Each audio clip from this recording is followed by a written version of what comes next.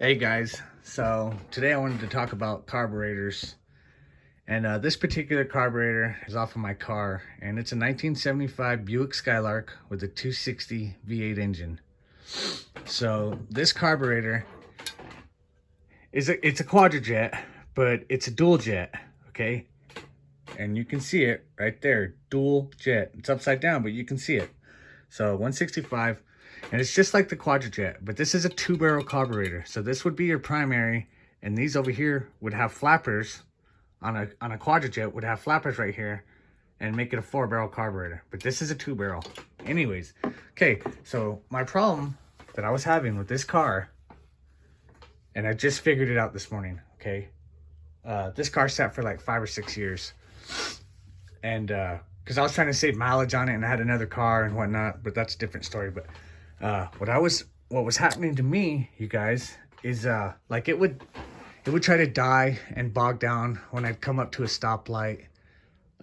Didn't have a lot of power, hesitation, things like that, and things in that nature. So that's what I wanted to talk about today.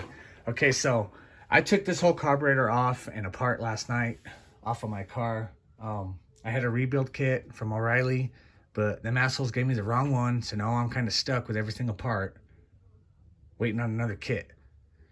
So this is my problem, okay? So I'm gonna take this float out right here, okay? And you see that little dimple right there? I don't know if you guys can see that or not, but that dimple had a bump on it. And it was like I can run my finger across this float now, and it's smooth, okay? It wasn't smooth before because that bump was sticking out. I don't know if it had swelled up from time, from being so old or whatever, but I kind of just smoothed it out, with a file and whatnot. But what was happening is when I would put this float into this carburetor, it was hitting over here on the bottom side of this carburetor. Okay, and like, it's kind of hard to explain, but when your fuel comes in, this is your inlet to your fuel, okay, for your fuel, and it comes in, and what it does is it goes into this float bowl right here, this little area right here, comes in right there, and it lifts that float, okay? When I first took this thing apart, I could not see this tab right here. I couldn't even move it. So that tab right there, you could press down on that when it's all installed inside the carburetor though. You could press down on that little tab right there, just like right here like this, and that float will lift up and down. I couldn't even do that. Okay, so what was happening is fuel was coming in and it was just filling up and filling up and filling up, and my float wasn't rising, you guys. So it was flooding it or whatever. I don't know what was happening, but it wasn't lifting that float. You know what I mean? So, and this is something else I wanted to talk about too. That little needle seat right there, you see that? I'm gonna try to get close. That has to be like on point. Make sure that there's no dimples or holes or anything of that nature on that little needle seat. Because what that does, okay, and I'm gonna drop this in here real quick, is it sits inside this little, it's kind of like a jet, pretty much. So it sits inside that, okay? And as your float and your fuel is filling up your carburetor, your float rises, okay? And what that does is it pushes down on that little seat. And what that does is it seals it off, okay? I would say dirt bikes, but dirt bikes are a little different. But most carburetors, old school carburetors, are like that. They're going to have a float and a needle in the seat and whatnot. Actually, I think dirt bikes are the same, if I remember right.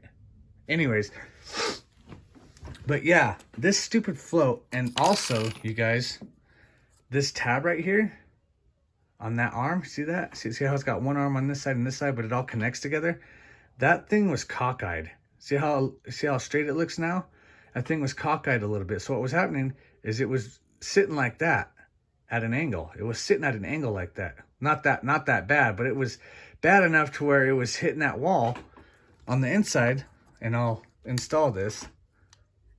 Let's see. Okay. I can't do it now because it's the needle in the seat and whatnot. So it was hitting the bottom right there. And it was not even moving, you guys. So my carburetor was filling up, and whatnot. It wasn't running right, so I didn't have a choice but to take it apart and redo it all. So I'm kind of stuck right now waiting on a stupid carburetor kit from Riley, because the assholes down there don't know what the fuck they're doing, and it pissed off about it and whatnot. But yeah, I wanted to talk about that today. So make sure that your float is free flowing when you're pressing the tab down. Make sure your needle in your seat is good. Make sure that all your air passages, your fuel passages, and things of that nature are all free. You don't want any blockage, trash, dirt, gunk, junk, whatever. Make sure that everything is clean. All your passages are clean, because if they're not, it's gonna run like shit. Okay? And I've actually had that problem on many dirt bikes, because I used to flip dirt bikes for fun and for a living. But I've seen so many carburetors clogged up, and you know, running off full choke, and it would only run on choke, and your pilot jets are clogged and things of that nature. So I just wanted to talk about that today. Maybe some of you guys know more about carburetors than I do. Maybe some of you don't. Maybe you learned something. I don't know. I don't know your life story or whatever, so don't bash on me too hard. Okay? So another thing we could talk about is your choke. Okay? So this is a heat choke, and it runs off a vacuum off of the car. So as your car's heating up, there's a little spring inside this little canister right here, and I had it running. I had this line like way over here, okay, and I was running it lean. So keep that in mind. So just try to go off original stock settings and whatnot. So but as your car is heating up, this is your choke right here, okay, this little butterfly valve, and this sits on top like this. I kind of don't want to put it on, but I guess I can for you guys, you know, something cool like that. Let's see, I had it on backwards. I can get it on there.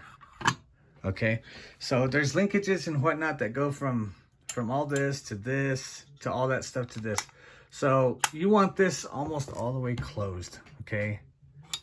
I mean, you can have it just barely cracked open, but I like to run it closed because that's stock, okay? And as your car is heating up, you know what I mean? There's a little line that goes from the intake. This will be your intake, what it's sitting on now, like how it's sitting on this little desk. There's a little line, a little steel line that comes up, and it comes over to this, and it screws on there. And what it does is it sends air through that, okay? And as your car's warming up, there's a spring in there. And what it does is it heats that spring up. And what does metal do when it gets hot? It expands. Okay? So when it's cold, it's gonna keep this close. But as it's warming up, that spring expands and kind of lightens up the load. So what it does is that in time, as your car's warming up, it sits there and I was too fast. It slowly opens your primary and this butterfly valve right here. Okay, and make sure when your car is running at operating temperature, like normal temperature, this thing is sitting straight up. You don't want it like this. You don't want it like this. You want it straight up, because you want all the air that you can get while it's running. You know what I mean? So those are just some of the things I wanted to talk about today, you guys. It took me forever to figure out that stupid float. Okay, and I'm sure it was like that for years, because I've had problems with it in the past too, with my stupid float sticking, and my car wouldn't start at all, and I had to take it all apart and whatnot and try to free it up. But that was the cause. That stupid tab was bent, and that float had bumps on it, so I kind of filed it off and made it flush and straight so that it could go up and down inside them two little walls that it sits in like this. So keep that in mind, man. Just the dumbest things, you know, that will keep a carburetor from operating correctly and keep your car running like crap. So let's see what else. I can show you guys the rest of the carburetor, you know. See, let's see. Yeah, so those two flappers right there are my 2-barrel. I wish it was a bigger engine and it was a quadra-jet and a 4-barrel, but I'm not that fortunate, you know. But those are your secondaries, and they don't have, it doesn't have a flapper because everything's closed off. But yeah, even these little inlets right here, you guys, make sure all those passages are clear and whatnot, you know. Your jets, your mixture, your gas, your fuel and air mixture screws, I actually turned them all the way in to where they just barely seated, and then I turned them out 2 turns. But when I get the carburetor kit and all that stuff, I'm actually gonna set my fine tune it with a vacuum gauge, and you want about 17 to 18 inch-pounds of vacuum on your carburetor. But you want to do it one at a time. Okay, so you do this side, and you'll see the needle on your gauge go up and down, and you just want it to where it's like 17 or 18, the best vacuum that you can get. Okay, then you just go to the other one. You know, you just start messing with it, playing with it, trial and error, you know, and you just want to, you'll see your needle on your gauge moving, you know. You just want about 17 to 18 inch-pounds of vacuum on your carburetor. So check out all this other stuff. Look at the metering rods. So this is what they call a power valve. Okay, this thing right here in the middle, that's your power valve. Okay, and these right here are your metering rods. So these sit down inside your carburetor. Okay, well, it's a little bent and whatnot, but they move and stuff. You know what I mean? You can move and whatnot. So what happens is, as you're stepping on the gas, this power valve goes up and down. Okay, and at the bottom of those tips, they have what they call jets. Okay, and it only allows so much fuel to go into your jets for your carburetor and your car to run. So keep that in mind. Just make sure everything's running, you know, smoothly, everything's clean and all that stuff, because oh man, I had pure hell with this stupid carburetor, and it took me a while to figure it out, but I finally figured it out. This is your vacuum diaphragm, you know, for your clutch, or not your clutch, your stupid choke. Okay, so make sure that's operational. You can actually take it apart and whatnot, take the hose off, blow inside this. You can blow through it, and you can also, and make sure that no air is going past it when you blow through it, because I already tried that. Okay, and also you can suck on it. Okay, and as you're sucking, this little arm right here, this one right here should go in. Okay, so it should close like this. As you're sucking on it, it should close like that. Okay, see how it's coming back out on its own? It should do that. If yours is not doing that, you need to replace it, because you're gonna have carburetor problems and whatnot. So yeah, those are some of the things I wanted to talk about today, and kind of show you guys what was up and my problems and all that. Kind of sucks because I'm waiting on a kit right now, but whatever, you know, life goes on.